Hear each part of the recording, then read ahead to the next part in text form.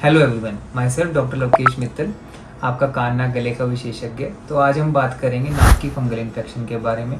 नाक की fungal infection क्या है, किस तरीके से हमें परेशान कर सकती है, क्या उसके कारण है, कैसे हम उससे बच सकते हैं और क्या ये जानलेवा भी हो सकती है। आज इसके बारे में खुल के बात करेंगे।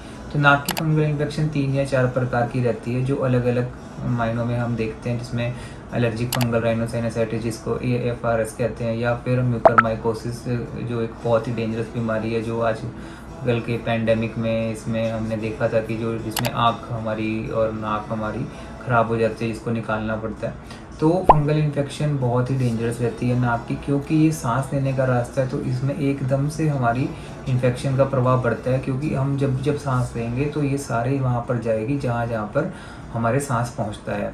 तो नाक की फंगल इन्फेक्शन हमारे गले में, हमारे छाती में, हमारे इवन की पेट तक पहुंच जाती है, अगर उसको सही टाइम पे इलाज ना किया जाए। तो क्या लक्षण है नाक की फंगल के इन्फेक्शन के?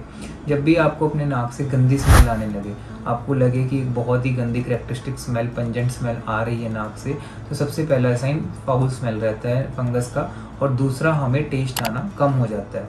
तो अगर इन दोनों लक्षणों से अगर आप पीड़ित हैं तो अपने नियर बाई ENT डॉक्टर के पास ज़रूर जाइए।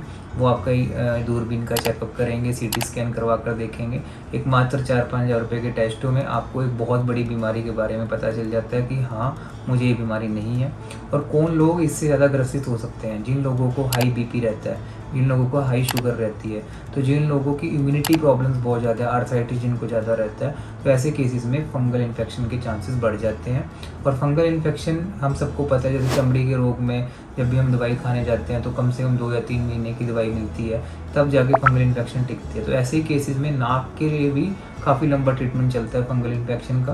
तो कोई अगर आपका फंगल इन्फेक्शन का ट्रीटमेंट चल रहा है और आप ऑलरेडी 15-20 दिन से खा रहे हैं और आपको लग रहा है कि नहीं, दवाई कोई फ़ायदा नहीं कर रही, तो आप वहीं पे रुके रहिए। इस फंगल इन्फेक्शन की दवाई 2 से 3 महीने चलती है, उसके बाद ही उसका आराम आता है। और जब ये बढ़ जाती है, फ्लेयर अप हो जाती है, तो हमारे साइनसेस को सबको ऑक्यूपाई कर लेती है। तो फिर ऐसे केसेस में उसको निकाला जाता है। अगर माइनर फंगस है, AFRS टाइप फंगस है, तो उसको हम एंडोस्कोपिक तरीके से भी निकाल सकते हैं। और अगर ये म्यूकर टाइप की इन्फेक्शन निकल जाती है तो इसमें कई बार आँख और नाक की हड्डी को तोड़कर भी निकालना पड़ता है, क्योंकि बहुत ही एग्रेसिव होती है। तो मैं अपने सभी लिसनर से हाथ जोड़ के विनती करूँगा कि अगर आपको कोई भी लॉस ऑफ स्मेल है या लॉस ऑफ टेस्ट है और उसको आपने 15 से 20 दिन से ज़्यादा नहीं उसको इग्नोर करना। अगर ऐसा कुछ हो रहा है, तो अगर आप लोकल डॉक्टर उसको ठीक नहीं कर पा रहा है, तो एक ENT ओपिनियन जरूर लीजिए। Thank you.